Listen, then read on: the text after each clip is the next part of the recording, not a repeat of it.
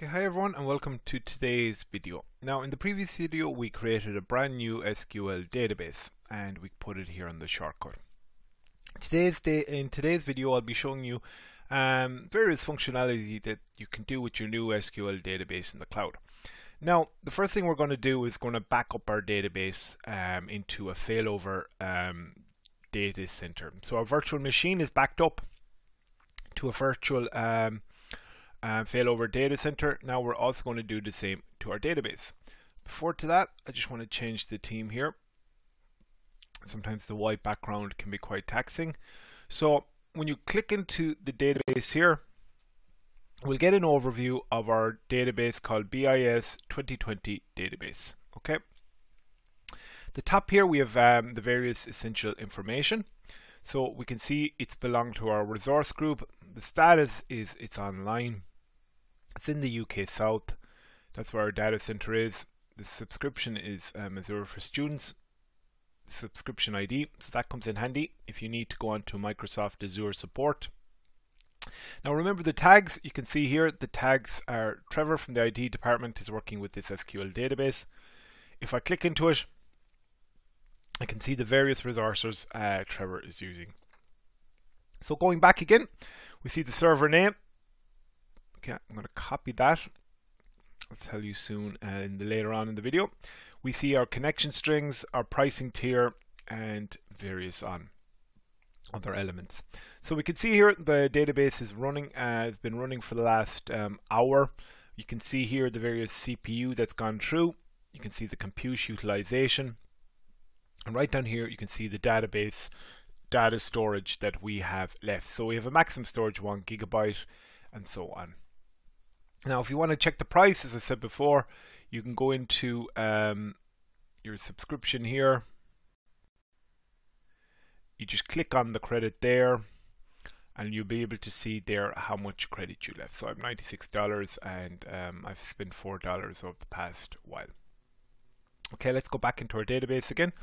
So the first thing I want to do with the database is I want to back it up. So you go to Geo-replication. So our primary data center here is in the UK South. There it is there, that's the name. There's no failover policy at the moment and the status is online. Now, here are the target regions that we can back it up into. Okay, so now with the student subscription, sometimes they don't allow you to back up to various databases. So for example, we're in the UK South. So if I wanted to back it up to, let's say,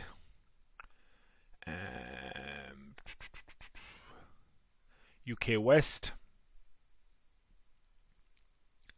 it says you get this error message. Your subscription does not have access to create a server in the selected region. Okay, that's okay. We'll go back again. Let's try in France. Okay, so it's allowing us back it up into France. Okay, now the thing you have to notice is that I wouldn't really do this if I had full enterprise account connections. Okay, as in, French law is different to UK law. Particularly now because UK is not in Europe anymore. But for the purposes of this, if you have prolonged, as you can see here, data outages in your UK South data center, it will fail over here. So the region is there, the database name is there. The secondary type, it's readable, so it's going to read all data from the UK South data center into the French region. We're not going to use an elastic pool on this occasion. Now, when you go to your target server, it'll bring us up new details, okay?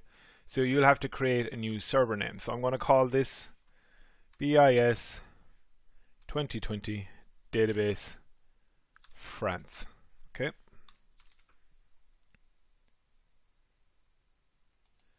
And I'm going to call this BIS 2020 database FRA.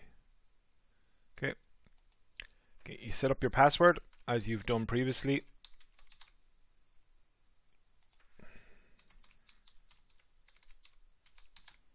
Okay, and you press select.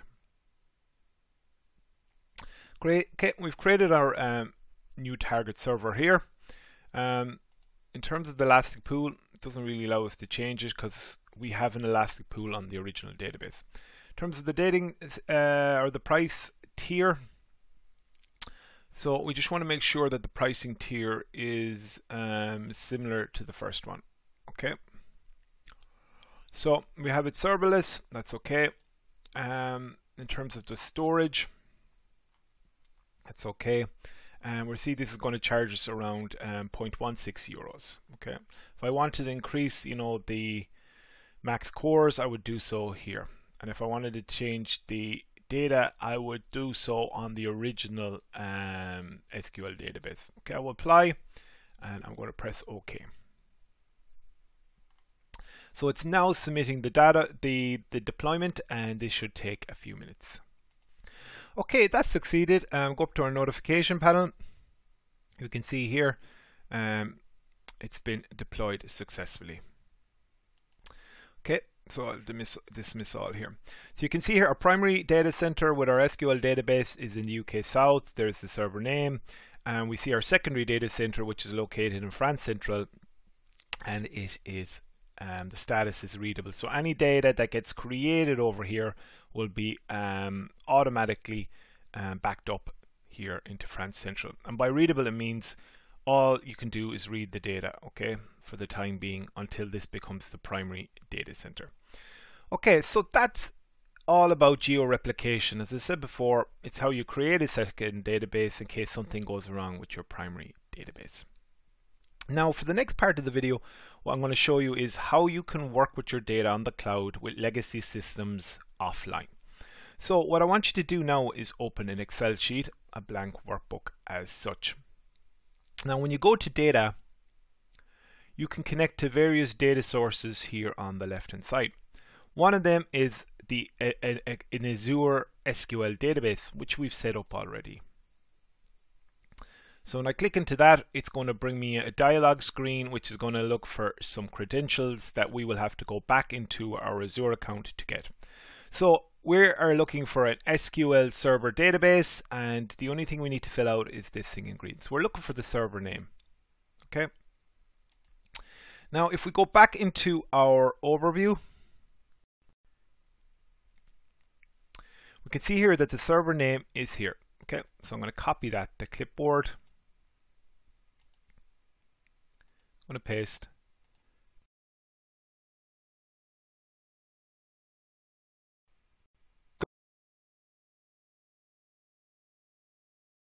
Going to bring me up this time.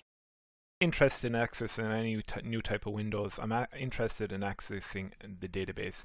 Now it's looking for a username and a password. So what I need to do, go down to here, is the query editor.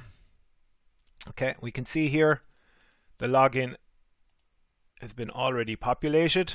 We created this already. Put it here, and I'm going to enter in the password that I would have used to connect to the database here. So it's the same password you would have entered here. Now, just one error of caution is that if you cannot connect to here, go back and see if you can connect through the password here, because your IP address might have changed, and if it had changed, you will have to set up a new firewall rule with your system. Okay. Now, if you remember firewall rules, it kind of protect against unauthorized access from IP addresses and users that it's not known. To set the new firewall rule, you go back to overview, you have your essentials here, and you can set the firewall setting here. Now, I've already added it here. For some reason, my IP address changed, so I had to add in this IP address here. Okay. Once you add that in, you press save, and you're ready to go. Now, going back here to my BIS test database, I've entered my details, I've entered my password, I want to connect.